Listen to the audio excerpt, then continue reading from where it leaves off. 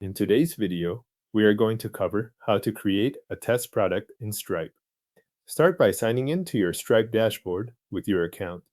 Once you are in, go to the main dashboard view so you can access the account controls and product settings from the left side of the screen. Before creating the product, turn on Test Mode. In the Stripe dashboard, find the Test Mode toggle and switch it on. This matters because any products and prices you create in this mode are meant for testing, not live customer payments. Make sure the toggle is enabled before you continue, or you may end up creating the product in the wrong environment. With test mode on, move to the left sidebar and open Product Catalog. From there, select Products. This takes you to the area where Stripe stores the items you can attach to payment links, checkout sessions, and subscriptions.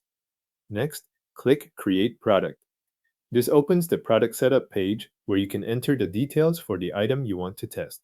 In the product name field, enter the name you want this test product to use. You can also add a description if you want extra context to appear with the product.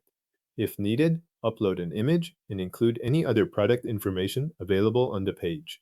The exact details you add depend on how you want the item to appear during testing, but the main requirement is that the product information matches what you plan to use in your checkout flow. After the product details are in place, go to the pricing section and create a test price. Choose the currency you want to use, then enter the amount. After that, select whether the price should be one-time or recurring. A one-time price is used for a single purchase, while a recurring price is used for subscriptions. Pick the pricing type that matches the kind of test you want to run. Once the product information and test price are set, click Save Product. Stripe will add the new test product to your account in test mode, and it will appear in your product list. To verify that everything is working correctly, use the product in a test payment link, a checkout session, or a subscription while test mode remains enabled. This final check confirms that the product and price behave the way you expect during a test transaction. If you are reviewing the product list afterward, make sure you are still in test mode so the product remains visible.